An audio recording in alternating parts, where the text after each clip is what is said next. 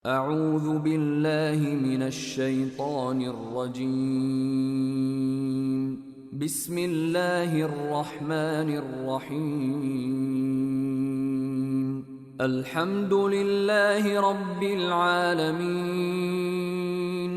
الرحمن الرحيم، مالك يوم الدين. إياك نعبد وإياك نستعين. اهدنا الصراط المستقيم، صراط الذين أنعمت عليهم غير المغضوب عليهم ولا الضالين.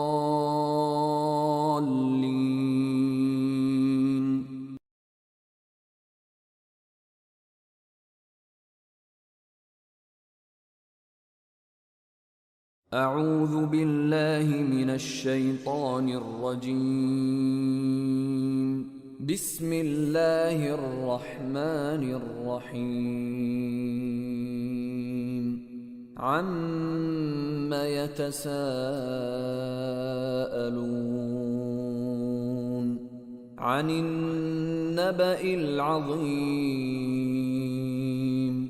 الذي هم فيه مختلفون. كلا سيعلمون ثم كلا سيعلمون. ألم نجعل الأرض مهادا والجبال أوتادا وخلقناكم أزواجا وجعلنا نومكم سباتا وجعلنا الليل لباسا وجعلنا النهار معاشا وبنينا فوقكم سبعا شدادا.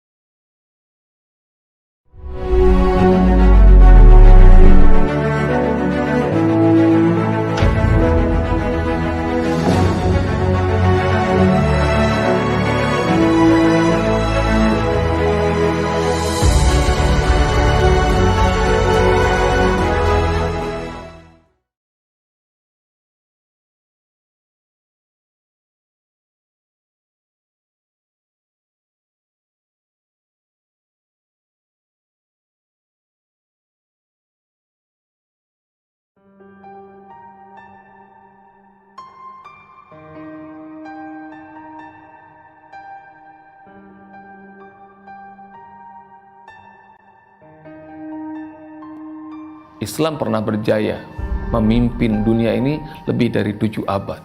Dan 7 abad itu adalah abad yang emas. Spiritnya apa? Al-Quran. Al-Quran adalah cahaya, Al-Quran adalah imam, dan dia menjadi spirit, bahkan menciptakan karakter-karakter manusia hebat. Banyak ulama-ulama hebat seperti Khawarizmi, Al-Farabi, Ibnu Sina, dan banyak lagi. Mereka semuanya ahli dalam berbagai macam bidang. Tapi kalau kita lihat orang-orang hebat itu, rupanya dari usia belia mereka diawali dari tahfiz Al-Quran.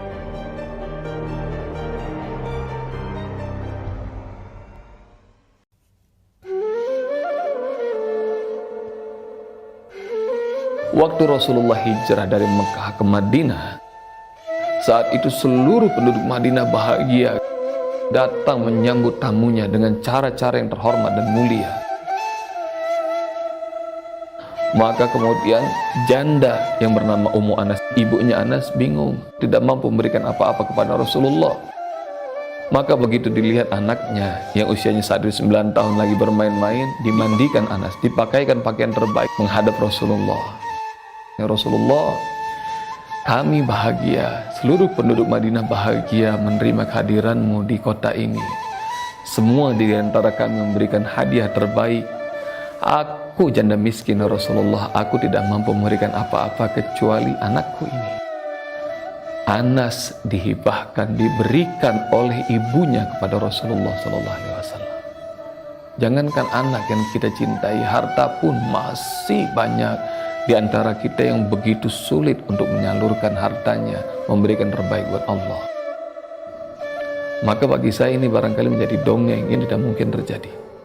Tapi subhanallah, rupanya karena cahaya Al-Quran di tempat ini ada orang tua yang mewakafkan anaknya untuk hidup bersama Al-Quran.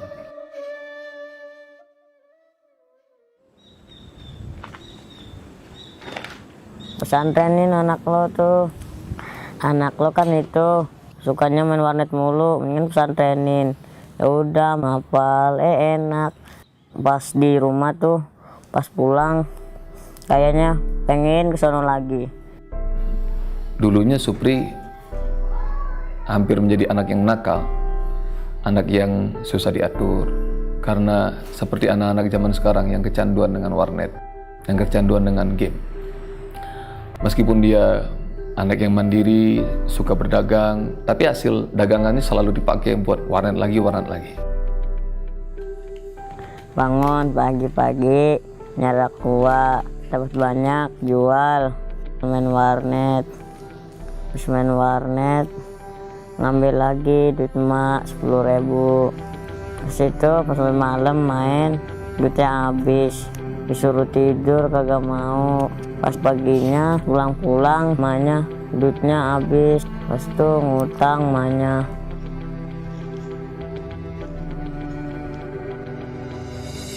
Al-Quran betul-betul merubah karakter. 3 hari dia menikmati Al-Quran, saat itu menghafal surah Ar-Rahman, rupanya dia senang, dia bisa. Dan subhanallah, Al-Quran bisa merubah hidup manusia. Dari sebelumnya, Supri yang dulu tidak taat sama orang tua, menjadi cinta luar biasa sama orang tuanya.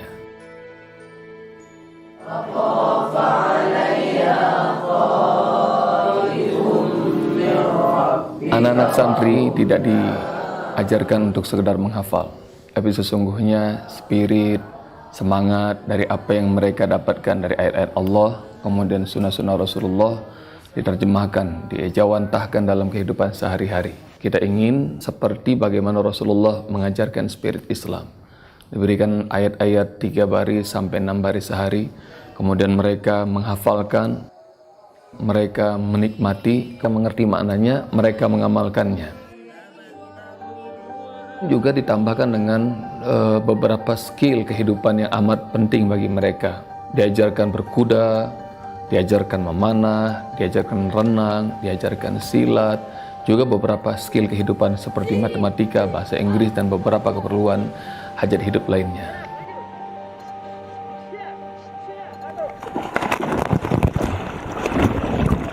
Kita semua wajib berenang. Kemudian di antara mereka terlihat ada yang berbakat berenang. Itu artinya dia harus latihan lebih ekstra ya, karena dia akan kita pupuk menjadi atlet misalnya. Kita carikanlah misalnya ya tempat dia bisa lebih dalam belajar, supaya dia sampai pada tahap yang memang kita inginkan. Dengan bakat itu dia menjadi sesuatu. Kegiatannya itu olahraga, main panahan, berkuda, jaga warung ayam tulang lunak, jadi pelayan, ganti-gantian biar kebagian semua. Waktu Al-Quran diturunkan oleh Allah lewat Jibril kepada Rasulullah selama lebih dari 20 tahun, para sahabat Rasulullah selalu menunggu-nunggu kapankah datangnya wahyu baru lagi. Mereka senantiasa antusias. Sekarang enggak. Sekarang malah Al-Quran menjadi membosankan. Jangankan anak-anak, orang dewasa pun kalau menghafal Al-Quran tanpa paham apa yang sedang dia hafal, pasti akan merasa tertekan. Alhamdulillah anak-anak menghafal, kita berikan pemahaman ya, apa sih yang sedang kamu hafal. tadaburnya jalan ya. Kemudian internalisasi nilai-nilai itu setiap hari kita tekankan pada mereka sehingga mereka dengan senang hati menjalankannya. Ngapal artinya baca pertama, baca arti dulu, baru ayatnya pasti ingat. Ini ayat berapa? Kan baca ayat 1, baca ame artinya juga, ame gerakannya.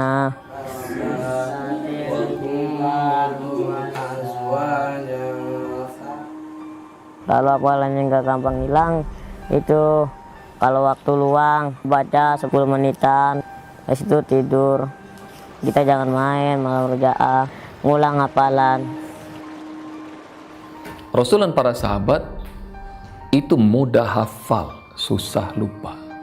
Bahkan ini Allah ceritakan, sampaikan, sanukri'uka falatansa illa masya Allah. Kami akan bacakan kepadamu Muhammad.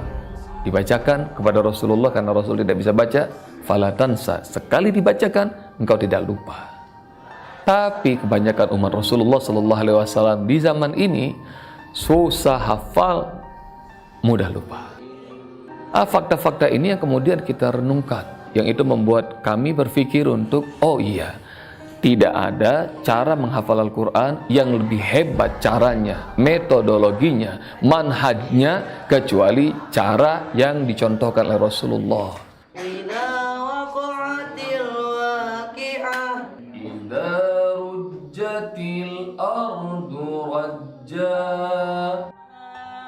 Begitu kita terapkan, kita merasakan di sana banyak sekali kemudahan. Bahkan tidak hanya kemudahan, kita dibuat tersenyum.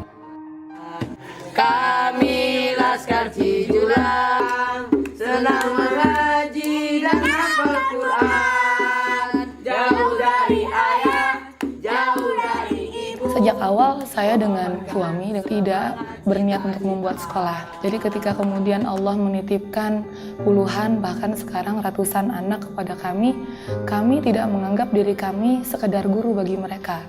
Karena kalau guru ya mungkin kami harus dibayar, harus digaji, tapi kami menganggap mereka sebagai anak. Sehingga ketika mereka adalah anak kami, maka kami perlakukan satu demi satu itu spesial. Kita membuat pesantren yang tidak berbayar. Ini di 5 tempat, alhamdulillah. Bukannya kekurangan makan, rezeki, makanan selalu berlimpah-limpah. Dan subhanallah, tantangannya hampir nyaris tidak ada. Kecuali barangkali kalau kita lagi males, kalau kita lagi bosan. Atau seringnya sih mereka sakit. Kalau sudah sakit, mereka nggak ikut menghafal. Itu jadi hambatan, karena kan kami ngafal bareng-bareng. Atau mereka ya terlalu banyak bermain, terlalu longgar. Nanti kalau sudah seperti itu kita ingatkan lagi disiplin. Bangun jam 3, minum, ke kamar mandi, wudhu, terus sholat tahajud. Habis tahajud ngapalin, ngantuk banget pengennya tidur. Kalau nggak ngantuk, kedip-kedip mata, tengkurap, kedip-kedip mata, kalau nggak wudhu.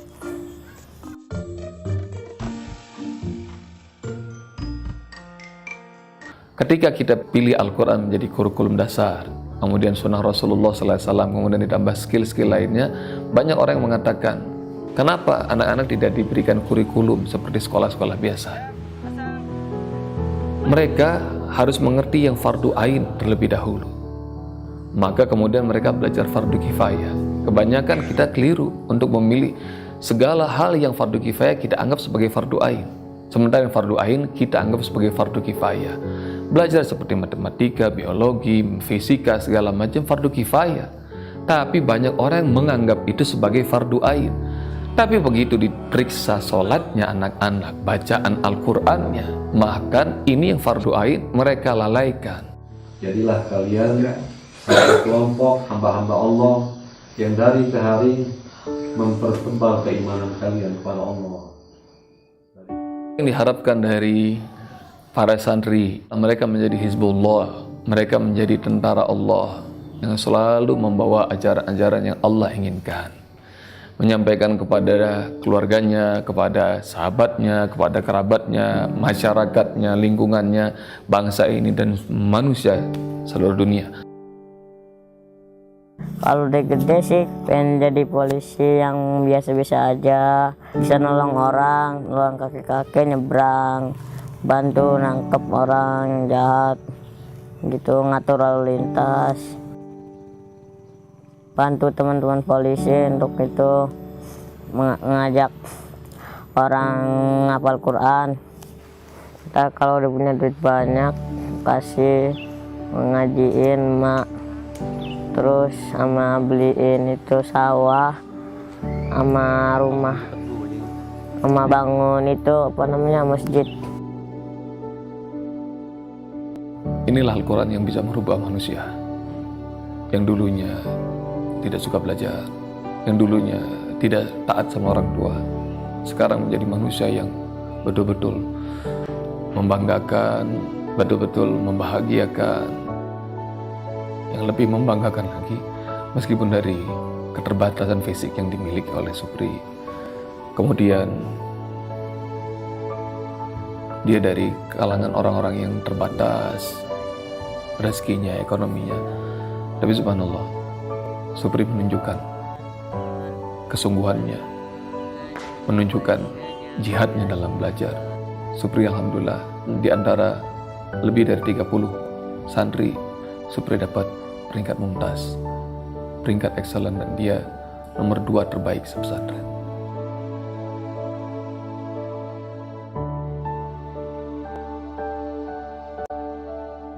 Al-Quran ini adalah pilihan hidup yang sudah Allah tetapkan buat kita, yang kita tinggal menyusuri jalan yang sudah disusuri oleh Rasulullah.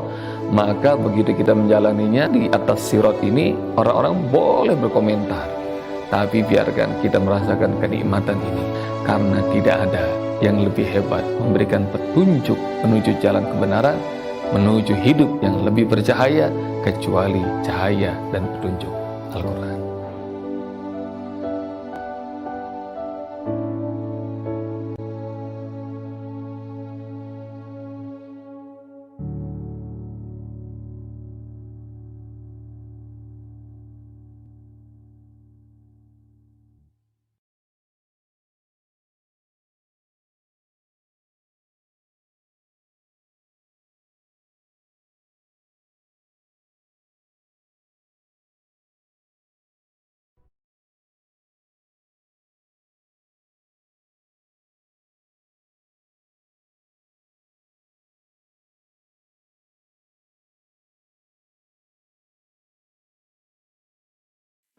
Alhamdulillah, alhamdulillahirabbil alamin, wa bihi nasta'in ala umuri dunya waddin.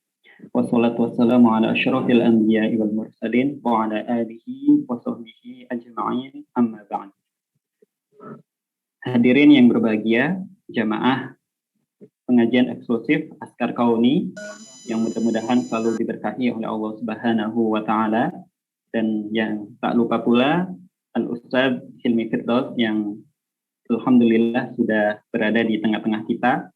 Pertama dan yang paling utama, marilah kita panjatkan puja dan puji syukur terlebih dahulu kepada Allah Subhanahu wa taala atas karunia-Nya. Alhamdulillah pada siang hari ini kita masih bisa meneruskan pembelajaran kita masih bisa mengikuti kajian rutinan kita, yaitu 30 hari insya Allah kajian eksklusif yang diadakan oleh Askar Kauni yang bekerja sama dengan beberapa media partner, Hijrah Fest, Kajian Indonesia, Hijrah Bareng, Swipe, dan lembaga-lembaga non-profit lainnya.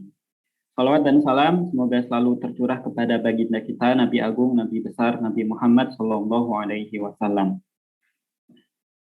Hadirin yang berbahagia, sebelum kita memulai kajian pada siang hari ini, sedikit informasi. Tadi di depan kita sudah disuguhkan sebuah video tentang profil pondok pesantren yang dikelola oleh Askar Kauni, yang mana Askar Kauni ini adalah merupakan sebuah lembaga non-profit yang bergerak di bidang sosial, pendidikan, dan lebih khususnya mempersiapkan generasi para penghafal Al-Quran.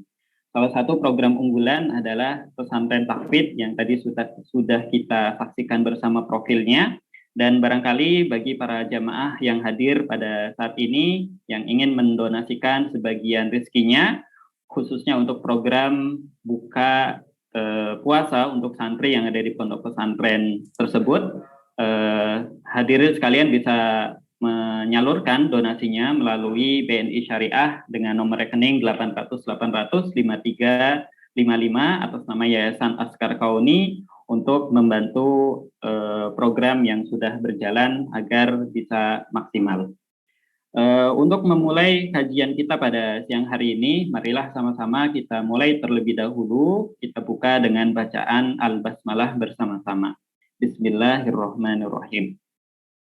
Dan agar lebih berkahnya juga, marilah kita memulai acara pada siang hari ini. Sebelum kita masuk ke kajian, kita buka juga dengan bacaan suratul Fatihah. Mudah-mudahan dengan bacaan Al-Fatihah kita, kajian kita pada siang hari ini menjadi kajian yang berkah, menjadi kajian yang penuh dengan ilmu yang bermanfaat, sehingga bisa membuat efek positif bagi kita sepanjang Ramadan dan selepas nanti Ramadan.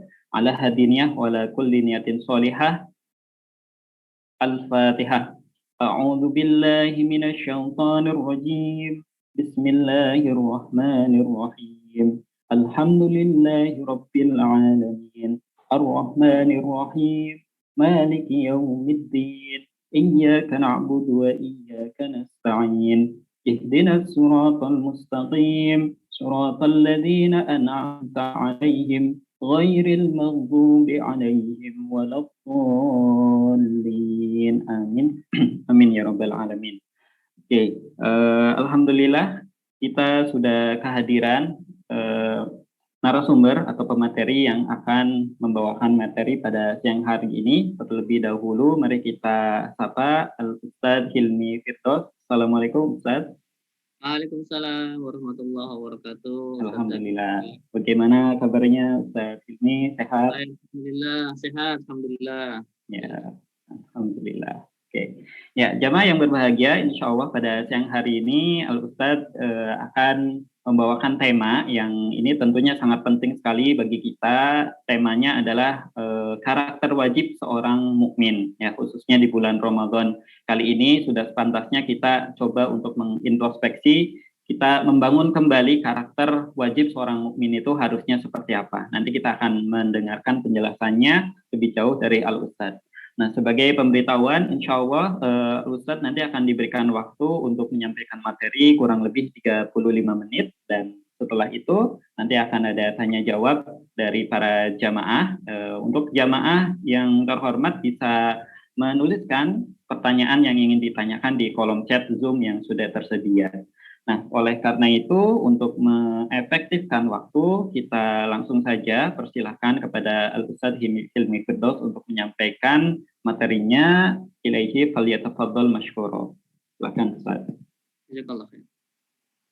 Bismillahirrahmanirrahim. Assalamualaikum warahmatullahi wabarakatuh. Waalaikumsalam warahmatullahi wabarakatuh. Alhamdulillah rabbil alamin. Alhamdulillahilladzi ja'ala syahra Ramadan alladzi unzila fihi al-Qur'an hudan lin-nasi wa bayyinatin minal huda wal furqan.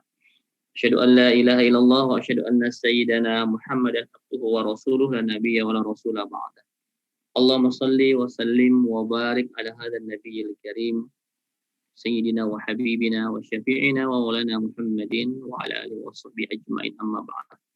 Ustaz Zaki Mumtaz yang saya hormati, teman-teman Askar Kauni yang juga saya hormati, saya banggakan, para santri dan seluruh jamaah yang hadir di Zoom meeting room ini yang semuanya insya Allah dimuliakan Allah Subhanahu wa Ta'ala. Seperti biasa, sebelum memulai kajian di Majlis Taklim Al-Zoomiyah ini, saya minta antum semua menghidupkan kamera, ya, meng-on-kan kamera sebagai bentuk mujahadah kita, kesungguh-sungguhan kita dalam thalabul ilmi. Kenapa? Ya, kata Rasulullah SAW, man salaka tariqan yaltamisu fihi ilman sahhalallahu lahu tariqan ilal jannah. Barang siapa meringankan langkahnya ke sebuah tempat ilmu, maka Allah ringankan langkahnya menuju surga. Karena hari ini kita nggak melangkah di mana-mana. Ya, mungkin langkah 1-2 langkah saja, mungkin ada yang ke ruang keluarga, ada yang ke ruang tamu, ke ruang kerja, maka langkah itu kita gantikan dengan bentuk kesungguhan kita. Kita gantikan dengan menyalakan kamera kita sebagai bentuk mujahadah kita, sungguh-sungguh dalam rangka kita mencari keberkahan Allah Subhanahu wa Ta'ala, mencari permudah kita jalan ke surga. Ya, silakan hidupkan kameranya. Saya mau melihat wajah antum-antuna semua yang cantik, yang ganteng, yang saleh-salehah, ya. supaya saya tidak serasa bicara dengan makhluk gaib di sini. Ya, silahkan dihidupkan. Nggak mau namanya aja ya. Ya, silahkan hidupkan semua. Alhamdulillah. Baik, saya akan lihat galeri view-nya. Oke, siap. Dihidupkan semua. Saya lebih suka begini. Ya, ini kajian ya. Bukannya saya berbicara dengan layar kaca, dengan laptop saja, tapi juga dengan antum semua. Silakan berinteraksi nanti kalau memang ada yang ingin ditanyakan. Teman-teman semua yang dirahmati Allah Subhanahu wa taala, salam jumpa dengan saya. Saya sudah beberapa kali mengisi di Askar Kauni. Ini untuk Ramadan yang pertama kali, insya Allah dari 3 sesi yang dijadwalkan untuk saya. Ya, alhamdulillah rabbil alamin. Kita sudah masuk ke puasa ke hari ke-7 ya, sudah sepekan puasa. Ada efek nggak kira-kira? Ya, ada ngaruh nggak sama kita? Silahkan ditanya. Ya, kalau nggak ngaruh keterlaluan banget. Ya, harusnya ada perubahan karena teman-teman semua kita ini puasa kan sudah berkali-kali. Ya, tergantung usia antum. Kalau antum usianya 50 tahun berarti sudah 38 kali. Kalau hitungan baliknya 12 tahun. Kalau antum usianya 30 tahun berarti sudah 18 kali. Ya, atau sebagainya. Sudah berkali-kali kita puasa. Ya, tapi efeknya ngaruh nggak kira-kira sama kehidupan kita? Apa puasa hanya kita jadikan sebagai ritual kita tahunan?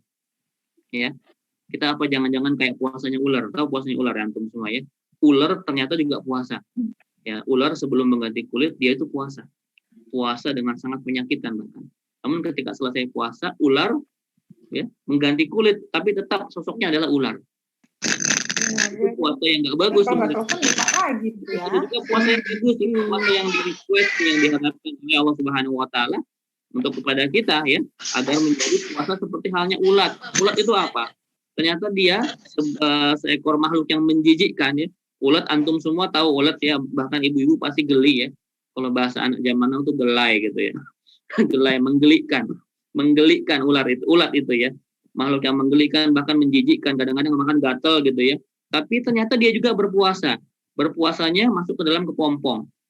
Yang kepompong dan setelah selesai berpuasa, ulat ini menjadi makhluk yang baru, tidak lagi menjadi makhluk yang menjijikkan. Tidak lagi menjadi makhluk yang gelai, yang menggelikan gitu ya. Tapi menjadi makhluk baru yang indah, yang berwarna-warni, yang punya sayap terbang di sekitar kita, bahkan kita sangat suka melihatnya. Dialah kupu-kupu. Itulah puasa yang diharapkan untuk kita seorang muslim, la'allakum tattaqun. Ya, la'allakum tattaqun, agar kita menjadi orang yang takwa. La'alla itu artinya semoga, mudah-mudahan kamu menjadi orang yang takwa. Ya, la'alla itu sama dengan asa sebenarnya, tapi kalau kayak ada bahasa Arab, asa itu kan artinya kalau la'alla itu dengan ikhtiar. Kalau asa itu dijamin, ya. Asa itu semoga yang pasti Allah jamin. Ya, seperti di surah Al-Isra tentang tahajud ya, wa minal laili fatahajjat bihi nafilatan lak asa ayyab asaka rabbuka maqama mahmuda. Kalau orang tahajud itu Allah pasti jamin tempat yang terpuji. Ya, dipastikan dijamin Allah Subhanahu wa taala dengan bahasa asa. Namun la'alla itu butuh ikhtiar. La'allakum tattaqun. Seperti ayat puasa kan, la'allakum tattaqun, agar semoga kamu jadi orang yang bertakwa. Tapi semoga di sini bukan berarti semua yang puasa jadi orang takwa. Itu masalahnya. Tidak semua orang yang puasa jadi orang yang bertakwa. Harus dengan effort, ikhtiar, usaha yang keras agar puasanya bisa merubahnya menjadi orang takwa setelahnya yang akan dinilai. Ya, hari ini kita akan membahas beberapa karakter mukmin ya yang harus dimiliki seorang mukmin itu apa saja sih? Ya, teman-teman semua, ini sebenarnya banyak versinya, tapi saya jadi request untuk membawakan di surah Al-Mu'minun katanya. Oke. Ya. A'udzubillahi minasyaitonirrajim. Qad aflahal mu'minun, kata Allah Subhanahu wa taala. Sungguh beruntung orang-orang beriman. Ini kita sebelum masuk ke karakter orang mukmin ini dibilang sama Allah Subhanahu wa taala, kita ini adalah makhluk yang paling beruntung. Ya, adalah manusia yang paling beruntung. Kenapa demikian? Orang beriman itu banyak keuntungan. Selain keuntungan di akhirat, keuntungan di dunia pun langsung kita rasakan. Ya. Banyak di antara kita mungkin nggak ngaruh gitu ya. Ini kita untung jadi seorang mukmin tuh apa sih? Sebagai seorang muslim tuh apa sih? Ya, secara duniawi ya. Kalau secara akhirat dijanjikan surga, ya kenikmatan itu kan semua masih abstrak. Ya, antum semua belum pernah ke surga kan? Saya belum pernah, Ustaz Zaki belum pernah, baru tahu doang kata Quran, kata hadis, itu saja belum pernah ada yang ngalamin. Ya, kalau antum pernah ngalamin mimpi di surga, anak nggak yakin itu. Ya, kita semua belum bisa membayangkan pun kita tidak bisa surga itu kenikmatannya seperti apa. Ya. Ya. Tapi di dunia ternyata orang beriman juga beruntung. Nah, ini yang akan kita bahas sekarang. Teman-teman semua, qad itu makna tahqiq. itu menekankan sungguh gitu ya. Kalau kata anak zaman now sungguh bingit ya, sungguh bingit, sungguh banget beruntung orang beriman itu. Ya. Kenapa beruntung kita ini? Kata Rasulullah SAW, ajaban lil amril mu'min, sungguh ajib urusan orang-orang beriman. Ya. Kalau kata Rasulullah, kita ini semua punya urusan dan semua urusan kita itu ajib. Ajib itu apa? Amazing ya, luar biasa. Urusan orang beriman itu luar biasa. Ya, ajaban lil amril mu'min, inna amruhu kullahu khair. Kata Rasulullah, semua urusan kita itu kebaikan. Walaysa dzaka li ahadin illa lil mu'min. Dan itu tidak dimiliki kecuali hanya oleh orang beriman. Gitu kata Rasulullah. In asabatu sarra syakar. Orang beriman itu kalau dapat sesuatu yang mengenakkan hatinya, membahagiakan hatinya, dapat anugerah, dapat kenikmatan, dapat rizki, dapat jodoh yang jomblo gitu ya. Dapat bonus THR nanti segala macam yang mengenakkan hati kita, syakaro, bersyukur, fakana khairullah. Pahala buat dia, kebaikan buat dia. Orang beriman dapat kebahagiaan, bersyukur, pahala buat dia. Namun sebaliknya, wa in asabatu darra, kalau dia sedang kena suatu musibah, ujian yang tidak mengenakan hatinya lah pokoknya, ya karena sekarang sedang pandemi, atau mungkin ada yang dipecat dari kerjaannya, atau mungkin dagangannya nggak laku, atau mungkin kena bencana alam yang teman-teman kita baru alami di NTT dan NTB dan sebagainya, ya sobaro, dia bersabar pada Allah Subhanahu wa Ta'ala. Fakana khairullah, itu juga baik baginya, itu juga pahala buat dia. Orang beriman itu apapun urusan yang dia lakukan semua jadi pahala buat dia, tergantung bagaimana responnya. Itu satu baru keuntungan. Saya nggak akan bahas di sini keuntungannya karena bukan itu materinya. Saya akan bahas apa sih karakter orang-orang beriman itu. Di ayat ini yang pertama karakter jelas adalah alladzina hum fi shalatihim khashi'un. Teman-teman semua, karakter yang wajib kita miliki ya adalah kita harus khusyuk dalam sholat kita. Ini karakter banget ya. Saya menyebutnya karakter. Kenapa? Teman-teman semua. Karena ada orang sholat yang, mohon maaf, sepertinya nggak ngaruh apa-apa sholatnya buat hidupnya. Saya hadir, yang hadir semua di sini itu insya Allah orang-orang yang tidak pernah meninggalkan sholat. Namun kita tanya, apakah sholat kita sudah menjadi karakter yang baik buat kita? Sudah membekas dalam hidup kita? Jangan-jangan sholat kita hanya sekedar menggugurkan kewajiban kita. Cuman yang penting gue sholat, masalah antar ngefek apa enggak, ya mempengaruhi karakter, sifat, sikap, itu mau bodo abang ke belakangan deh. Yang penting gue sholat. Nah, teman-teman semua, kata Allah Subhanahu wa Ta'ala, karakter orang-orang yang beriman itu khusyuk dalam sholatnya. Apa itu khusyuk, teman-teman semua? Ya, khusyuk itu ya tumaknina, merendahkan hati. Bahkan yang lebih agak nyeleneh lagi, Imam Ghazali pernah ditanya sama muridnya, wahai Imam, khusyuk itu apa sih definisinya? Yang paling konkret gitu loh. Karena khusyuk itu banyak, sangat luas sekali. Tapi menurut antum ya, yang semi filosof begitu ya, Al-Ghazali itu kan tasawufnya luar biasa ya. Apa sih makna khusyuk itu? Kata Al-Ghazali, khusyuk itu ba'da salam sampai takbir. Dia bilang begitu. Kata muridnya, loh, bukankah salat itu kita mulai dengan takbir sampai salam? Ini nggak kebalik. Harusnya kan takbir sampai salam. Tapi kenapa kata antum ba'da salam sampai takbir? Kata beliau, nah ini definisinya Masya Allah yang luas banget. Orang yang khusyuk itu, setelah dia salam selesai, maka selama periode menunggu sholat selanjutnya atau takbir selanjutnya, dia bisa menerapkan hasil sholatnya dalam kehidupannya sehingga dia terbebas dari perbuatan maksiat. Dalam banget ini. Dalam luar biasa. Jadi khusyuk tidak hanya sekedar kita mohon maaf yang menangis dalam sholat. Kita bergetar, kita benar-benar menghayati sholat kita. Ya. Lebih dari itu. Kita bisa mengejawantahkan hasil sholat kita sampai dengan sholat yang selanjutnya. Dalam teman-teman semua. Sampai kata Rasul kan gini, as-salawatul khamsu wal jum'ah ilal jum'ah war ramadan ila ramadan mukaffaratun lima bainahunna idza istanabal kabair gitu ya.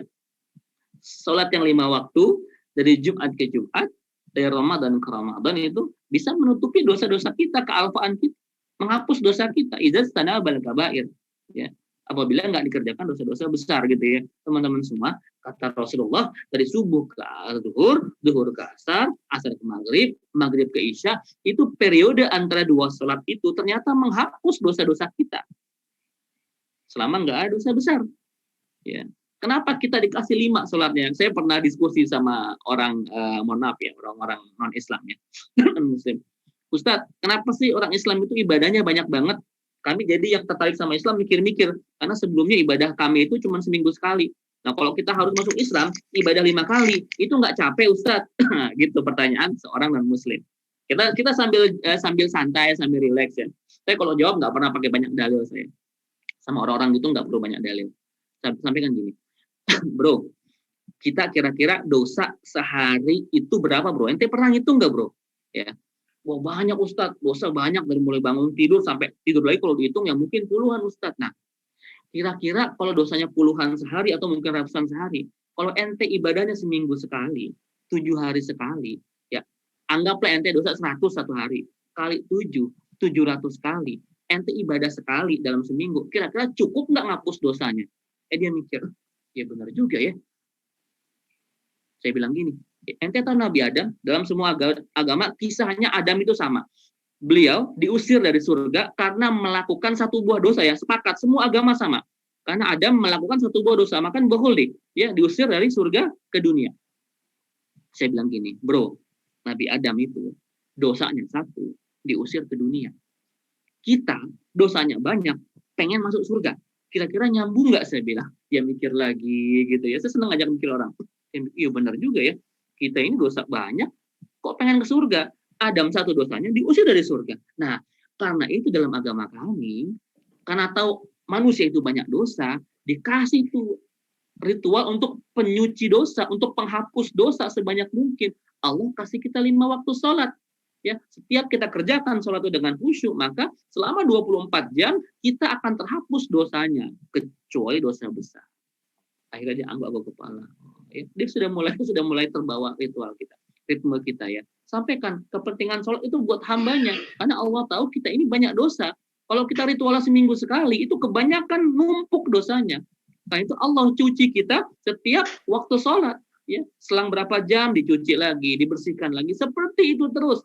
Sehingga kalau orang benar sholatnya selama 24 jam, benar yang apa yang Allah harapkan, surah Al-Ankabut kan, inna sholata tanha anil fahsyai wal munkar.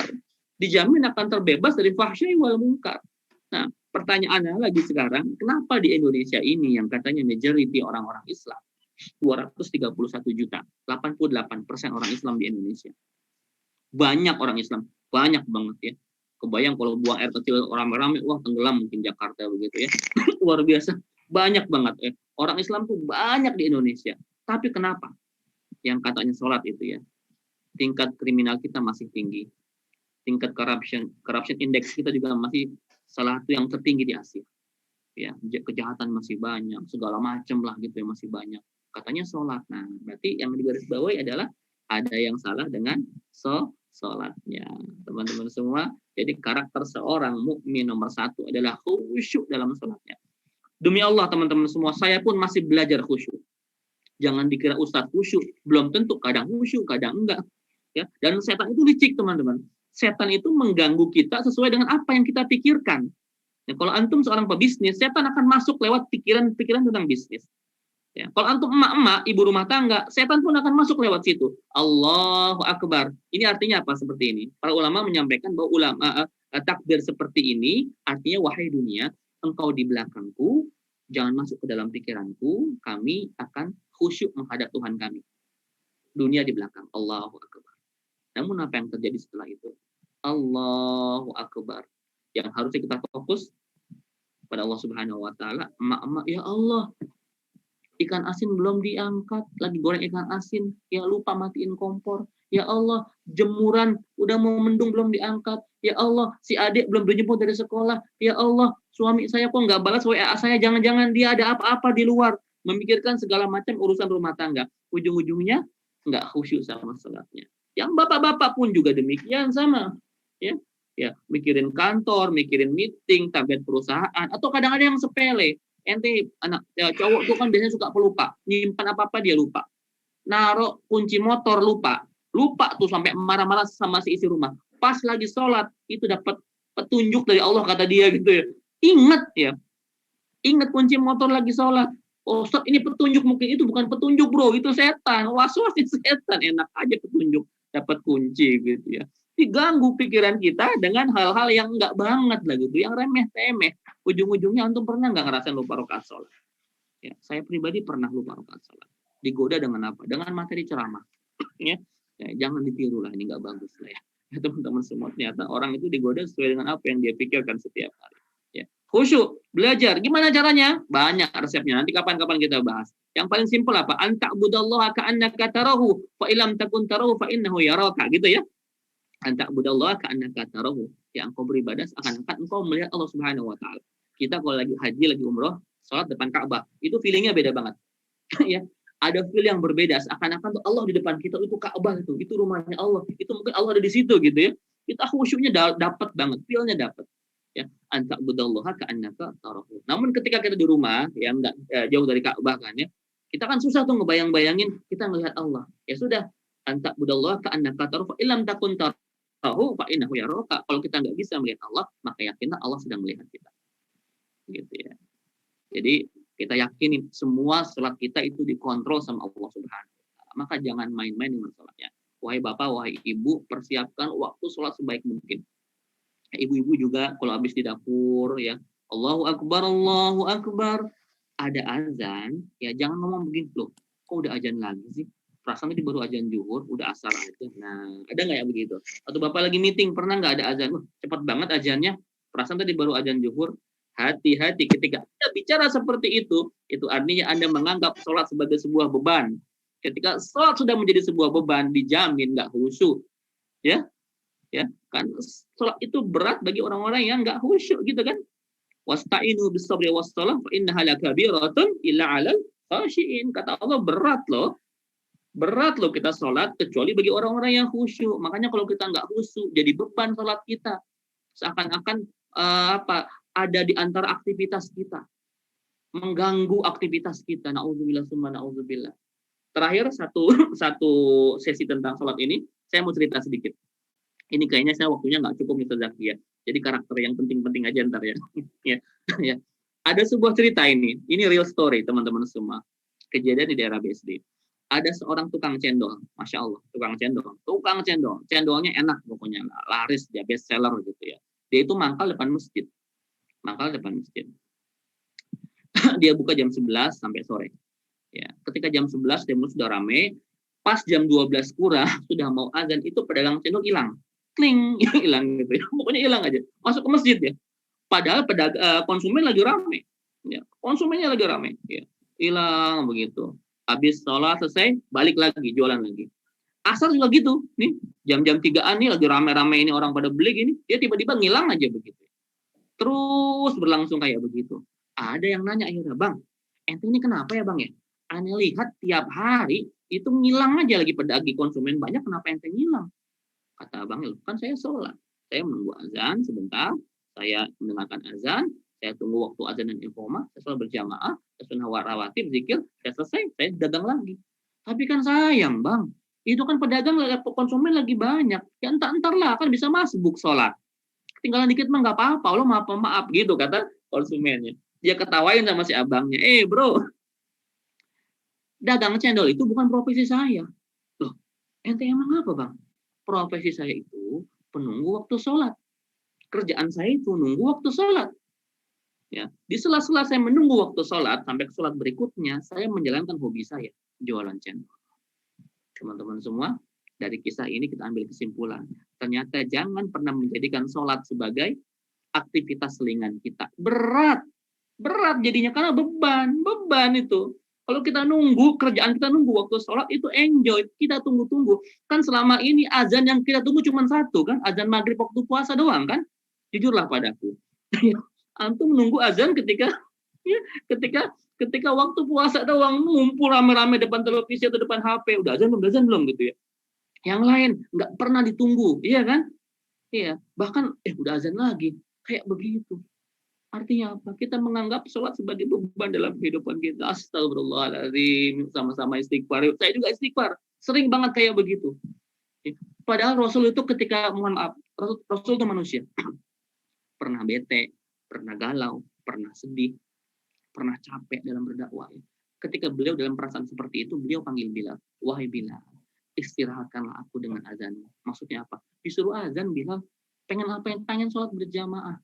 Rasul menjadikan sholat sebagai relaksasi, sebagai refreshing, ya, sebagai piknik lah kalau kata bahasa kita. Piknik yang 5 kali, Masya Allah, gratis pula. Nggak usah ke puncak macet sekarang, ya, nggak usah ke Ancol masih COVID, ya, nggak usah ke luar negeri selepot swab antigennya. Cukup kalau antum mau happy, mau refreshing, mau relaksasi, benerin sholat kita, benerin kualitas sholat kita. Ya, kemarin saya buat status di Twitter saya, di Instagram saya juga. Ini based on pertanyaan jamaah, Pak Ustadz, saya mau hijrah. Bagaimana saya memulainya? Saya bilang gini, kalau Anda mau memulai hijrah, mau pengen berubah, coba deh berubah dengan cara memperbaiki kualitas sholat kita. Teman-teman semua, antum kalau mau berubah, yang paling gampang, yuk perbaiki kualitas sholat kita. Awalu ma yuhasabu bil abdi yaumil qiyamah as-shalah, kata Rasul. Ibadah pertama yang Allah hisab nanti di akhirat adalah sholat. Ya, karakter pertama sholat yang khusyuk, teman-teman semua. Yuk kita belajar dari orang yang bisa sholat yang khusyuk. Yang selanjutnya, walladzina hum 'anil lagwi mu'ridun. Karakter orang beriman itu nggak pernah mau menyia-nyiakan waktunya, menjauhi hal yang sia-sia, yang lagwun. Nah, ini cocok banget kita bahas kata ini. Kita bahas sekarang cocok banget. Kenapa? Karena banyak orang-orang di waktu puasa ini yang melakukan aktivitasnya itu sia-sia. Gitu ya. Apalagi dengan ada benda kecil yang namanya gadget, yang namanya HP ini. Mohon maaf sekali. Banyak di antara kita membuang waktu kita sia-sia. Berlama-lama, berjam-jam di depan HP kita untuk sesuatu yang kurang penting. Untuk sesuatu yang menghabiskan waktu kita. Ya, ini kan killing time Pak Ustadz, ini kan kita ngabuburit Pak Ustadz, nungguin buka puasa. Apakah dengan itu caranya? Bukan begitu ngabuburitnya, bukan begitu killing time dalam puasa itu. Masih banyak yang antum harus lakukan agar puasa kita bermanfaat. Banyak banget ya, dibanding sekedar main HP atau tidur. Ya, saya juga sudah di sini kan hadis palsu sering dibawa-bawa ya. Naumu shaim ibadah, tidurnya orang puasa itu ibadah, teman-teman semua, itu hadis palsu. Ya, hati-hati ya, jangan bawa hadis itu ya. Ente doyan tidur mulu bawaannya. Itu hadis palsu, bahkan di kitab hadis palsu itu juga nggak ada tuh. Ya, tidurnya orang puasa itu ibadah ya. Ya mungkin jadi ibadah dibanding kalau antum mau gosip, dibanding kalau antum maksiat mendingan tidur. Tapi masa mendingan tidur dibanding baca Quran? Ya, tidur sekedarnya, sewajarnya saja. Ya, jangan dari habis subuh tidur terus, bangun lagi menjelang zuhur. Habis itu tidur lagi sampai asar doang, habis itu tidur lagi menjelang buka puasa, tidur terus kayak begitu. Ya, apa artinya saum kita? Saum ini momen kita untuk memperbanyak, untuk mengumpulkan bekal pahala. Karena dalam saum ini, dalam ibadah puasa ini, semua amal kita itu dikali lipatkan gandanya, dikali lipatkan pahalanya. Ya, teman-teman semua tahu nggak? Ada 2 matematika dalam Islam.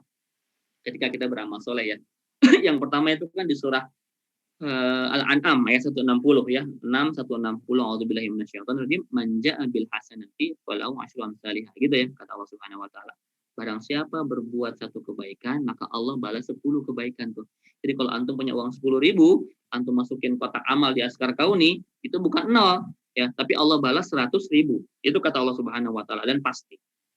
Ya, Allah nggak mungkin ingkar janji. Yang kedua, matematika kedua, surah nomor 2 261 tuh. Matalul ladzina yunfiqun amwalahum fi sabilillah kama salihabbatin ambatat sab'a sanabila fi kulli sumbulatin mi'atu habbah. Gitu ya kata Allah Subhanahu wa taala. Perumpamaan orang-orang yang berinfak di Allah Subhanahu wa taala itu bagikan satu buah biji yang tumbuh 7 tangkai, dan setiap tangkai itu tumbuh 100 biji. 1 kali 7 kali 100, 700. Matematika kedua, kalau antum punya uang 10.000, antum masukin ke kotak amal Askar Kauni 10.000, itu bukan 0 teman-teman semua, tapi 7 juta hasilnya. 2 matematika dalam Islam. Ketika kita melakukan amal soleh, 10 dan 700. Dibalas 10, dibalas 700. Spesial di bulan puasa ini bukan 10, bukan 700. Berapa dong? Unlimited. Terserah Allah Subhanahu wa taala. Kenapa? Puasa itu ibadah satu-satunya yang untuk Allah Subhanahu wa taala. Kalau sholat itu untuk hamba. Ya. Kita sedekah untuk hamba, untuk kita. Kita umroh haji untuk kita. Tapi spesial puasa itu kita dedikasikan untuk Allah Subhanahu wa taala. Kata Allah kan dalam sebuah hadis qudsi, as-shaumu li wa ana ajzi bi. puasa itu untukku kata Allah, dan aku langsung yang akan membalasnya teman-teman. Ya, jadi spesial buat puasa ini ibadah untuk Allah Subhanahu Wa Taala. Ya, kalau Allah yang inti untuk Allah, maka Allah langsung yang akan membalas dengan ya terserah Allah Subhanahu Wa Taala. Bukan 10, bukan 700, mungkin 7 juta, mungkin 7 miliar, kita nggak tahu. Makanya inilah kesempatan kita melakukan amal soleh sebanyak mungkin. Teman-teman semua, hindarkan kesia-siaan. Yang dulu-dulu sudahlah, yang kita kadang-kadang pada di sini yang jombloan-jomblowati mungkin yang kalau ada subuh sudah pada keluar sama non mahramnya, atau ntar menjelang buka puasa pada ngabuburit, pada pacaran. Naudzubillah sama naudzubillah. Tinggalkan. Ya, yang kebanyakan juga main HP, main game online. Saya nggak melarang, silahkan main, tapi jangan banyak-banyak. Sekedarnya saja untuk hiburan. Jangan sampai menjadi aktivitas rutin. Ya, sia-sia. Wal 'asr innal insana lafi khusrin. Gitu kan ya? Demi masa, demi waktu Allah bersumpah loh. Ketika Allah bersumpah dengan suatu hal, pasti ini hal yang besar.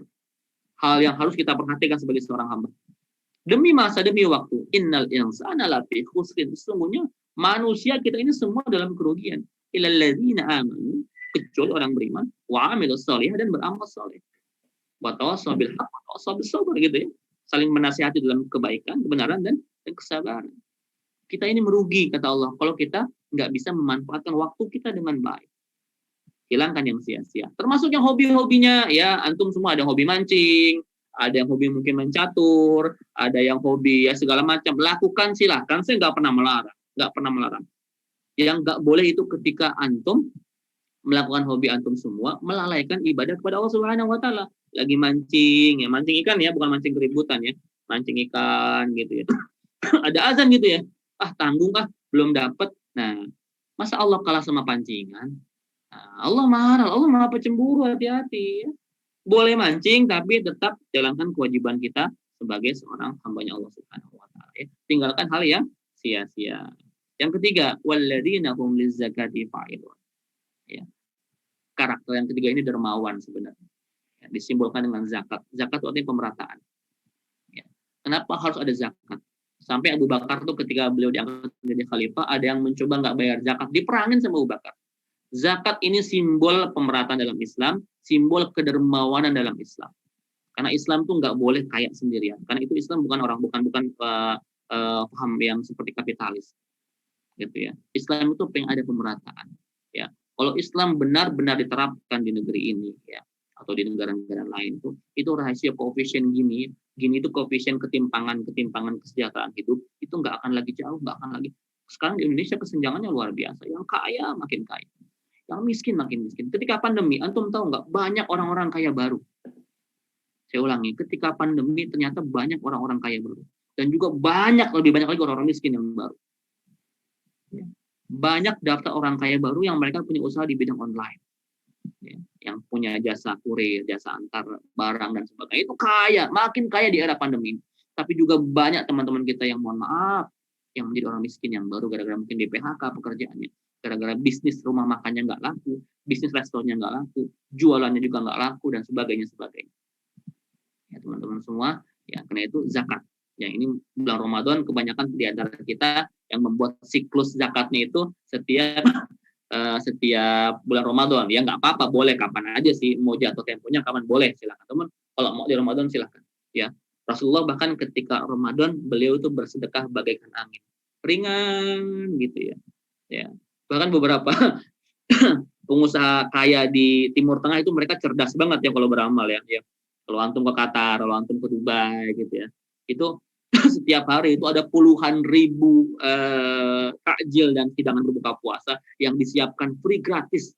Ya, karena mereka tahu setiap kita ngasih orang buka puasa dapat pahala 1. Ya. Kalau ente ngasih 10.000 takjil setiap hari, kebayang kan 10.000 pahala orang puasa tiap hari. Cerdas mereka, masya Allah. Ya, itu simbol pemerataan teman-teman. Jangan pelit gitu ya. Nomor 3 ya. Nomor 4, walladzina hum li furujihim hafizun. Orang-orang yang mampu menjaga kemaluan, kehormatan. Nah, ini penting teman-teman semua. Wahai para, di sini ada jomblo nggak sih? Saya nggak tahu nih. Di sini apa dominasi audiensnya? Apakah jomblo? Apakah Pak Sutri, Ustaz Zaki? Saya nggak tahu ya. Ya, saya anggaplah ada yang jomblo, ada yang ada yang Pak Sutri gitu ya. Oke, yang jomblo ya. Ya. Wahai para jomblo gitu ya. Ini memang saum salah satu cara untuk menekan nafsu syahwat kita gitu kan ya, wahai para pemuda. Kalau sudah punya istri mah jangan ditanya, entar malam juga bisa begitu ya. Cuma setengah hari, cuma seharian doang nggak masalah. Gitu ya. Nah, hati-hati dengan masalah kemaluan kita. Karena kata Rasulullah, Su'ila Rasulullah SAW an aktsari ma yudkhilun nasal jannah. Faqala taqwallah wa husnul khuluq ya. Wa su'ila an aktsari ma yudkhilun nasa nara. Faqala al-famu wal farj. Kata Rasulullah, ya Rasulullah, dia ditanya, hal apa yang paling banyak membuat manusia itu masuk surga? Ya, takwa kepada Allah dan akhlak yang mulia. Yang kedua, dan juga Rasulullah, hal apa yang paling banyak membuat manusia masuk neraka? Al-famu wal farj. Mulut dan kemaluan. Mulut domainnya untuk perempuan, kemaluan domainnya untuk laki-laki. Ya, gitu ya. Hal yang paling banyak membuat masuk neraka, saya nggak usah yang surga dulu ya, yang neraka aja ya. Hal yang paling banyak membuat orang masuk neraka kata Rasulullah itu adalah mulut dan kemaluan. Mulut, nah perempuan nih, gosip, ghibah, bawel gitu, bawel nggak jelas gitu ya, segala macam ya. Sampai kata Rasul kan ketika beliau Isra Mi'raj kan diperlihatkan neraka itu hanya sama Jibril. Itu kenapa? Kenapa banyak penduduk neraka itu sebagian besar adalah perempuan? Mereka nggak taat sama suaminya dan nggak bisa menjaga lisannya. Hati-hati dengan lisan wahai wanita. Ya, nggak hanya perempuan sih, laki pun sama aja. Hati-hati dengan bahaya lisan. Ya, alfamu mulut kita. Wal farj dan kemaluan kita. Laki-laki domainnya hati-hati. Wahai para jomblo, kalau engkau memang belum sanggup untuk menikah, ya kendalikan hawa nafsumu ya. Caranya bagaimana? Jangan kebanyakan melihat yang bukan hakmu ya. Makanya matiin HP-nya ya, jangan install yang aneh-aneh, jangan follow yang aneh-aneh, jangan subscribe yang aneh-aneh, ntar muncul di timeline tuh. Antum nggak mau ngeliat tuh, tapi muncul kan? Nah, itu hati-hati ya, ma'syarus sabab, man istata'a minkumul ba'ah falyatazawwaj. Wahai para jomblo, para pemuda ya, kalau engkau sudah ba'ah, ya sudah mampu, maka menikahlah. Ba'ah ini kata Imam Syaukani dua ya, mampu memberikan mahar dan mampu menafkahi. Kalau udah mampu memberikan mahar, mampu menafkahi, nikah bro. Nikah ya. Fa innahu aghaddu lil basar wa ahsanu lil farj. Kata Rasul gitu ya, karena menikah itu mampu menundukkan pandangan dan menjaga kemaluan kita. Yang membentengi kemaluannya, ahsan, membentengi kemaluan kita. Ya. Wa malam nanti paling bersiam. Kalau nggak mampu maka puasa. Fa innahu lahu wijaun. Tapi puasa itu wijaun, cuman perisai. Ya. Perisai yang membenteng kuat mana? Kuat benteng. Gimana pun kuat menikah, puasa mah nggak terlalu kuat bro. Ente kuatnya seharian, nahan syahwat ya. Kalau muncul malam gimana syahwatnya? Masa puasa lagi? Gitu kan ya. Makanya para jomblo, wahai para jomblo menikahlah. Yang saya doakan nanti ba'da lebaran ya menikah antum, dapat jodoh yang soleh. Saya rasa demikian. Ustaz Zaki, sudah jam 3.17, saya hitung sudah lebih 35 menit. Mohon maaf. Ya, semoga apa yang saya sampaikan ada manfaatnya walaupun nggak banyak. Dipersilahkan jika ini teman-teman semua ada yang ditanyakan. Terima kasih. Assalamualaikum warahmatullahi wabarakatuh. Waalaikumsalam warahmatullahi wabarakatuh. Ya, demikian tadi sudah disampaikan materi yang begitu menyentuh ya. Rasanya masih perlu kita untuk mendengarkan lebih, tapi apalah juga waktu yang tidak memisahkan kita nantinya. Oke, nah sebelum kita masuk ke agenda selanjutnya yaitu sesi tanya jawab, ini sudah ada beberapa pertanyaan yang masuk melalui kolom chat. Untuk jamaah yang lain yang ingin bertanya, silakan masih diberikan kesempatan untuk menuliskan pertanyaannya di kolom chat. Nah, tetapi sebelum kita berikan kesempatan untuk Ustadz untuk menjawab pertanyaan, kita persilahkan dulu kepada para teman-teman di Askar Kauni yang ada video yang akan ditampilkan terlebih dahulu. Kita persilahkan. Foto.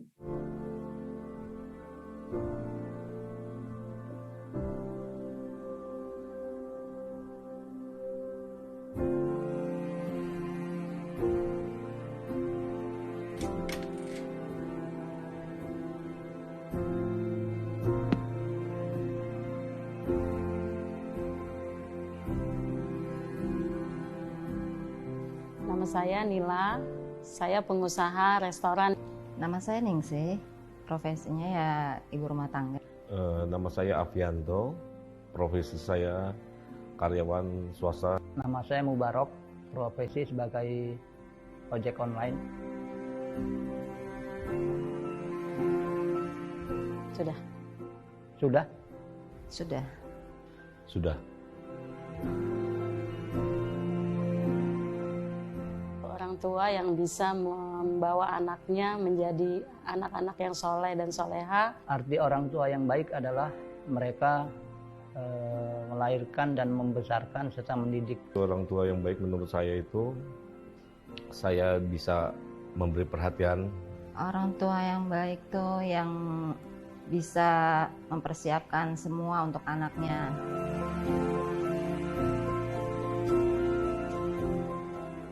Alhamdulillah. Insya Allah selama ini ya. Pernah. Alhamdulillah sudah.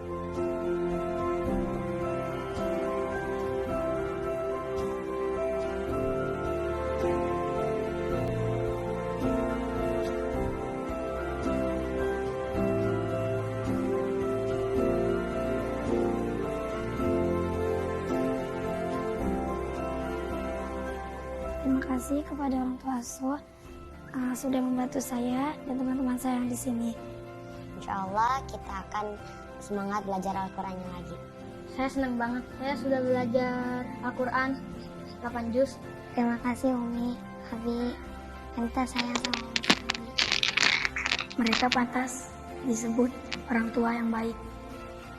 Semoga rezekinya tetap lancar, dosa-dosanya diampuni, dikumpulkan kita bareng-bareng di surga bersama.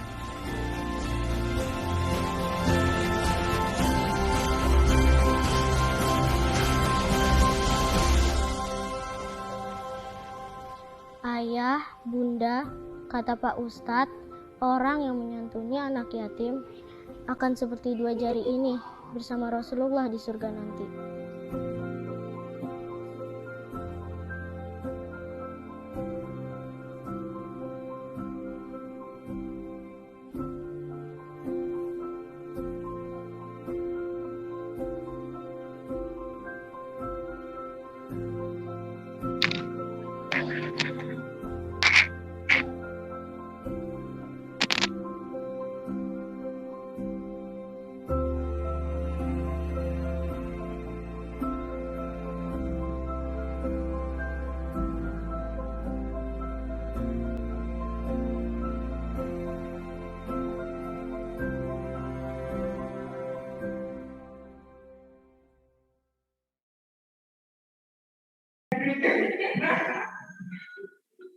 Ya, demikian tadi tayangan video. Nah, kemudian kita akan langsung saja masuk ke sesi tanya jawab. Sudah banyak sekali nih Ustaz pertanyaan yang masuk.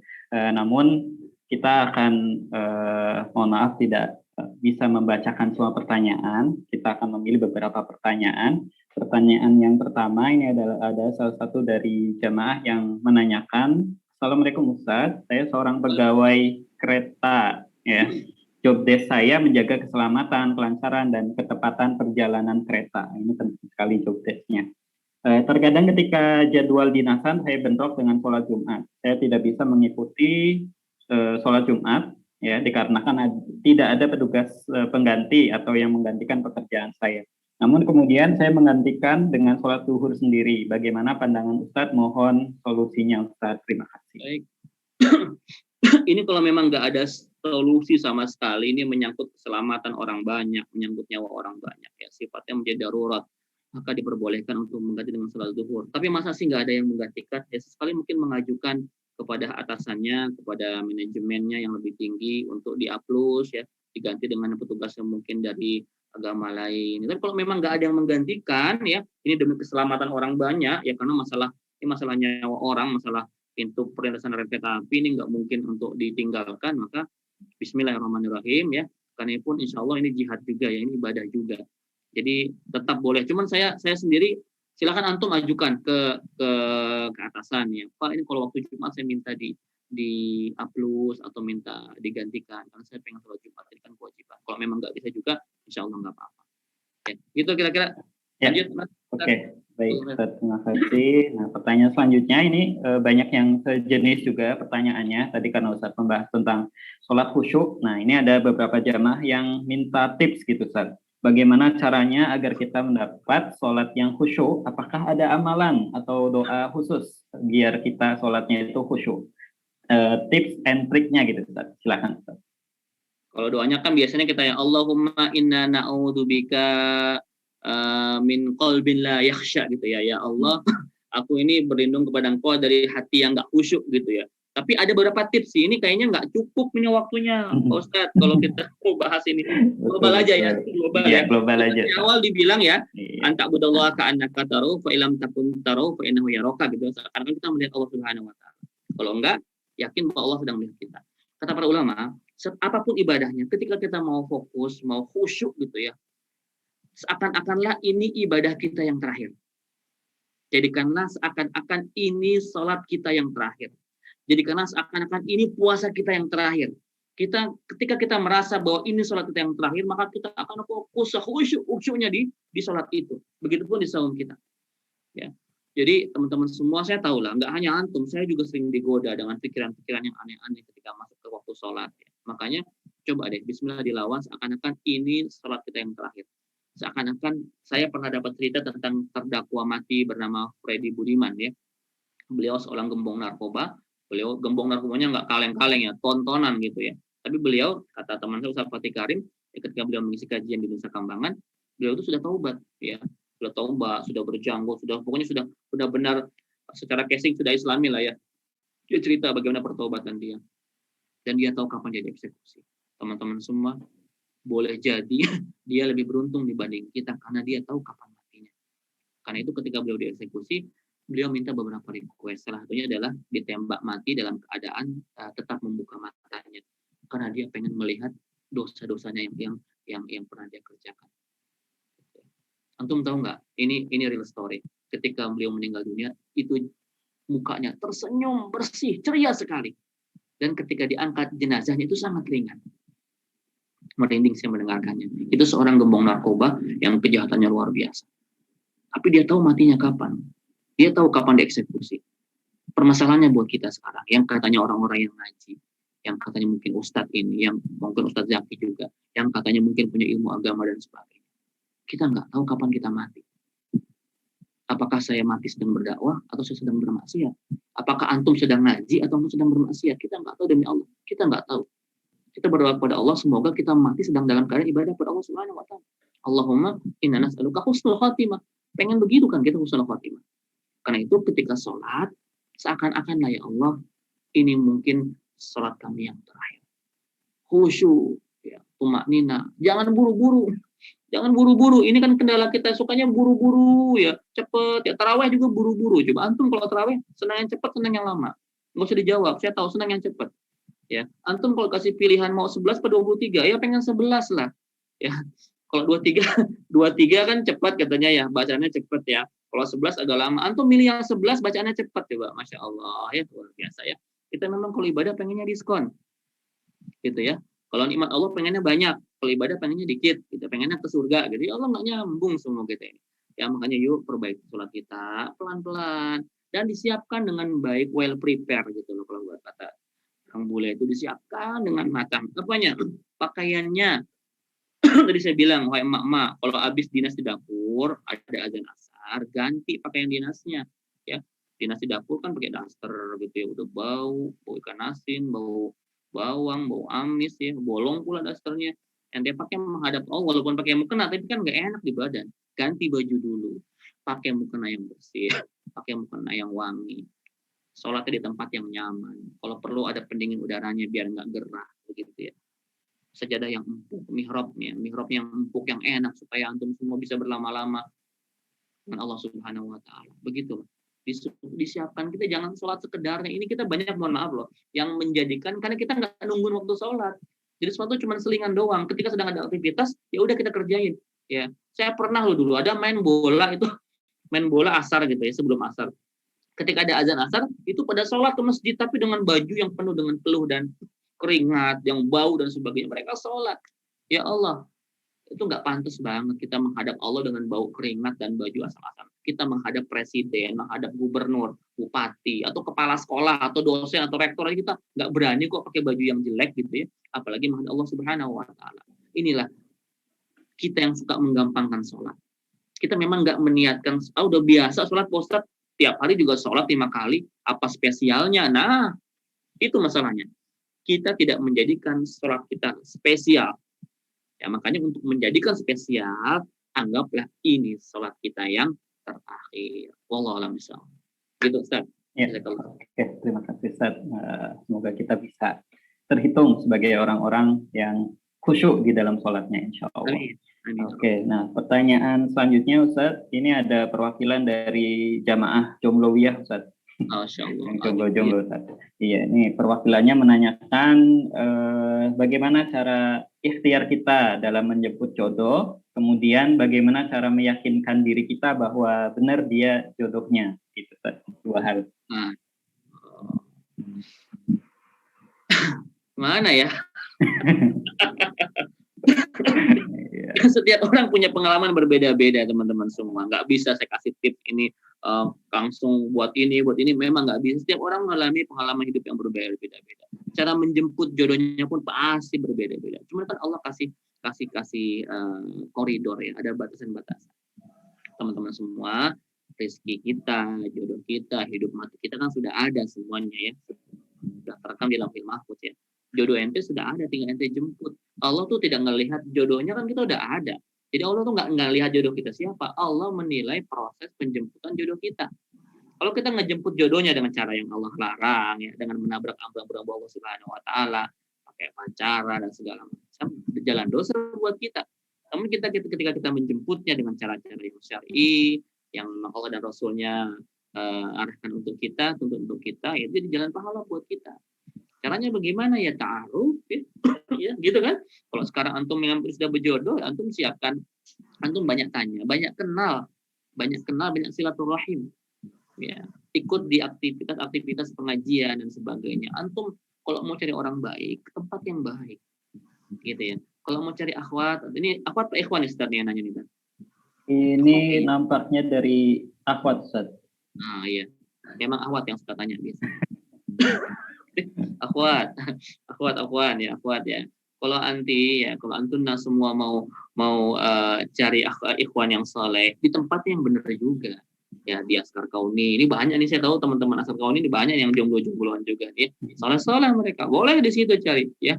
Di tempat-tempat pengajian, di tempat-tempat anak hijrah, itu bagus, tempat-tempat yang bagus antum bisa di situ.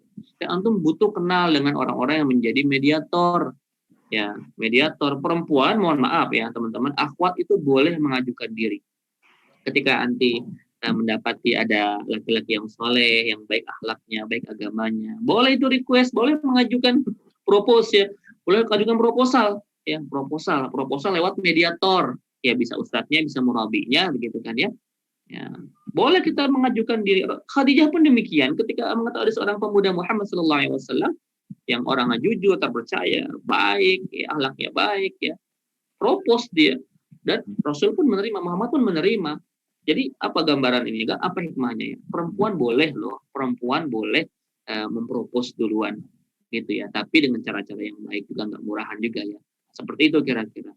Ya, banyak tanya, banyak silaturahim. Dan yang paling penting apa? Langitnya, restu langit kita menyebutnya. Sepertiga malam anti semua. Sepertiga malam antuna semua dikencengin nih. Wah, pokoknya doa habis-habisan di situ. Sepertiga malam ya. Di duhanya juga, sedekahnya perbanyak. Ya, insya Allah teman-teman, minta restu orang tua. Penting. Ya, karena sebagian besar banyak permasalahan para jomblo-jomblowati itu adalah karena kurangnya hubungan yang baik dengan orang tua. Minta restu orang tua. Suka bilang gini, antum percuma ke kiai mana, ke ustadz mana, bolak-balik ziarah kemanapun. Kalau antum nggak punya hubungan baik sama orang tua, nggak ada, demi Allah nggak ada gunanya. Demi Allah nggak ada gunanya. Ya, makanya ketika antum sekarang ada punya masalah atau punya hajat, baik itu jodoh, pekerjaan dan sebagainya, fokus kembali ke orang tua. Minta ridhonya orang tua, minta restunya orang tua. Langsung insya Allah ijabah. Gitu ya teman-teman semua. Silahkan disesuaikan dengan kondisi hidupnya masing-masing. Yang pasti teman-teman selalu baik sangka sama Allah Subhanahu Wa Taala. Ya, selalu baik sangka sama Allah Subhanahu Wa Taala. Ingat ya, orang baik itu pasangannya orang baik. Perempuan baik itu pasangannya laki-laki baik. Begitupun demikian. Jazakillah khair. Terima kasih. Iya. Oke, terima kasih Ustaz atas jawaban-jawabannya. Nah, ini sebetulnya pertanyaannya masih banyak sekali, Ustadz. Nah, ini nampaknya Ustadz harus mengisi lagi, dan kebetulan memang jadwalnya nanti kita masih ketemu lagi ya dengan Ustadz dua kali lagi. Ya, nah, untuk para jamaah, mohon maaf pertanyaannya nanti bisa di save terlebih dahulu. Semoga di kesempatan berikutnya bisa dijawab oleh Al Ustadz. Nah, untuk sebentar. Iya, silakan. Kalau jomblo, saya ada buku baru launching, judulnya Paten Pasutri Keren. Ya, ini isinya tentang jomblo sampai awal menikah, proses ta'aruf dan sebagainya, sampai nanti awal menikah, pertengahan menikah, sampai sudah senior dan sebagainya. Ini boleh dimiliki nanti, silakan kalau ada yang berminat boleh ke Instagram saya, ada di nomor bio untuk pemesanan buku, atau Asar Kuni juga boleh, teman-teman semua. Ini judulnya Paten ya. Ini ada rumus-rumus paten nih, artinya Pasutri Keren. Ini tips-tips paten untuk para jombloan, jomblowati mencari jodoh. Dikemasnya dengan bahasa yang ringan, yang santai, nggak banyak dalil, banyak kartunnya ya, ada kayak komik begini ya, jadi sangat ringan ya, easy reading, nggak perlu usaha keras untuk membacanya ya. Boleh promosi dikit ya Ustadz ya. Iya. Oke, terima kasih Ustadz. Insya ya para jamaah nanti bisa langsung menghubungi di bio yang ada di Instagram Ustadz ini. Sebelum ditutup, kita berikan kesempatan untuk Al Ustadz menyampaikan kesimpulan dan closing statement-nya sebelum nanti kita tutup bersama. Silakan Ustadz. Baik teman-teman semua, nggak banyak yang ingin saya sampaikan. Jadi teman-teman semua sudah tahu banyak karakter yang memang harus kita miliki sebagai seorang mukmin. Yang penting kita berdoa kepada Allah Subhanahu Wa Taala agar diistiqomahkan di jalan ini. Teman-teman semua, apa yang telah kita pilih dalam hidup ini, ya, sebagai seorang muslim itu adalah jalan terbaik. Ya, inna dina indallahi Islam. Nggak ada opsi lain teman-teman semua. Jadi kita berdoa kepada Allah Subhanahu Wa Taala, wala tamutunna illa wa antum muslimun. Ya Allah, janganlah Engkau matikan kami dalam keadaan selain menjadi seorang muslim. Ya, matikan kami dalam keadaan seorang muslim dan menjadi husnul khotimah. Ya teman-teman semua, saya doakan antum semua, Ustaz Zaki dan teman-teman yang ada di sini, kita nggak hanya hari ini berkumpul di dunia ya teman-teman semua. Kita berdoa semoga nanti kita bisa bersama-sama berkumpul dan bertetangga di surga. Amin. Ya rabbal alamin. Subhanakallahumma wa bihamdika asyhadu an la ilaha illa anta astaghfiruka wa atubu ilaik. Terima kasih semuanya, saya pamit. Assalamualaikum warahmatullahi wabarakatuh. Waalaikumsalam warahmatullahi wabarakatuh. Ya, terima kasih, jazakallahu khairan katsiran. Waalaikumsalam. Assalamualaikum. Demikian para jamaah yang dirahmati oleh Allah Subhanahu Wa Taala, kita sudah mendengarkan paparan ataupun tausiah yang disampaikan oleh Ustadz Hilmi Firdaus, dan tibalah kita di penghujung acara. Namun sebelum itu saya mengingatkan bagi para jamaah yang ingin mendonasikan sebagian rezekinya untuk program-program yang dibawakan oleh Askar Kauni, silakan bisa melakukan donasinya melalui rekening BNI Syariah 800-800-5355 atas nama Yayasan Askar Kauni. Untuk hari ini saya selaku moderator mengucapkan terima kasih atas atensinya dan mohon maaf apabila banyak kesalahan. Mari kita tutup bersama-sama kajian kita pada siang hari ini dengan bacaan Alhamdulillah. Wallahu muwaffiq ila aqwamit thoriq. Wassalamualaikum warahmatullahi wabarakatuh. Waalaikumsalam warahmatullahi wabarakatuh.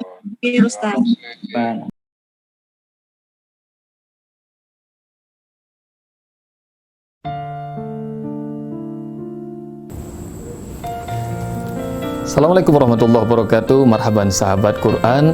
Di bulan Ramadan ini salah satu keberkahan yang luar biasa kita nanti adalah berbagi buka puasa, iftar bersama saudara-saudara kita yang kurang beruntung. Dan ini adalah panggilan kemanusiaan dari saudara-saudara kita bumi Palestina yang terus membara, yang tidak pernah merasa aman. Kurangi rasa ketakutan mereka dengan cara kirimkan paket buka puasa terbaik yang akan dihadirkan oleh Askar Kauni sejumlah 10.000 paket. Usbob akan ambil 10 paket dan Usbob harap kalian semuanya juga akan ambil paket ini.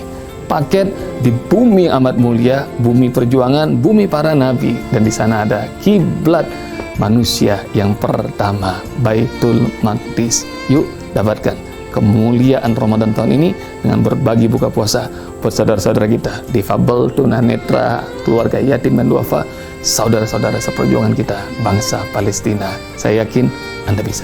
Assalamualaikum warahmatullahi wabarakatuh. salah satu cara untuk bersyukur pada Allah Subhanahu wa taala ketika kita diberikan keturunan adalah menunaikan akikah. Dan ketika kalian melakukan akikah, sahabat sekalian rahmati Allah, saya mengajak kalian agar doanya makin mantap. Salurkan kepada anak-anak para penghafal Quran di bawah Yayasan Askar Kauni. Ada 37 mahat penghafal Al-Quran dan juga lebih dari 460 kauni Quranic School di seluruh Indonesia.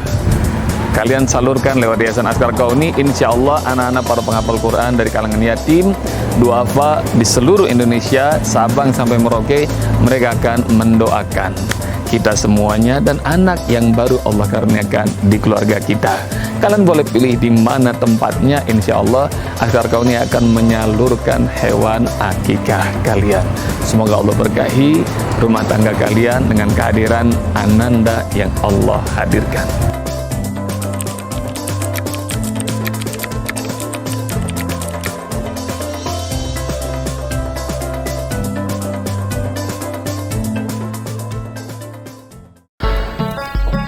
Assalamualaikum warahmatullahi wabarakatuh. Sahabat Al-Quran dirahmati Allah Subhanahu wa taala. Ramadan ini banyak sekali kebaikan yang sudah kita kerjakan. Namun Usbob mau nanya ke kawan-kawan semua, apakah bulan Ramadan ini kita sudah berwakaf? Karena wakaf itu adalah ibadah harta yang abadi, yang pahalanya bakal terus mengalir bahkan sampai hari kiamat. Kalau belum, Usbob sarankan ini ada sebuah masjid yang sedang dibangun oleh Askar Kauni. Masjid bernama Al-Amin di daerah Weleri. Baru 400 juta terkumpul dan itu sudah dicor di lantai 2. Masih ada 2 miliaran lagi yang diperlukan. Yuk ikutan wakaf mulai dari Rp100.000. Usbob berwakaf untuk Masjid Al-Amin Weleri. Mudah-mudahan Anda juga tergerak untuk wakaf cerdas di bulan Ramadan ini. Assalamualaikum warahmatullahi wabarakatuh.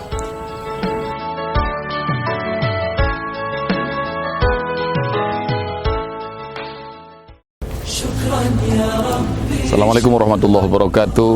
Saya Ustadz Bobby Herwibowo, pendiri Yayasan Askar Kauni. Saat ini saya berada di lokasi Simpang Patsipin, Jambi, dan di sini insya Allah kita akan bangun pesantren Askar Kauni di Jambi. Ada 300 anak-anak yang akan menghafal Al-Quran dan menghafal hadis di sini. Dan alhamdulillah insya Allah Kamis tanggal 7 Januari ini tempat akan kita mulai pembangunannya.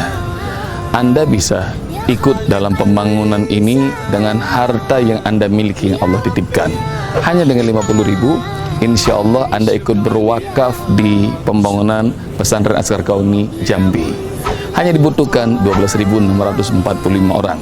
12.645 orang yang bersedia untuk wakaf sebesar 50.000. Saya berharap Anda termasuk salah seorang yang Allah pilih untuk ikutan pembangunan pesantren Askar Kauni di Jambi. Segera daftarkan nama Anda di link berikut ini.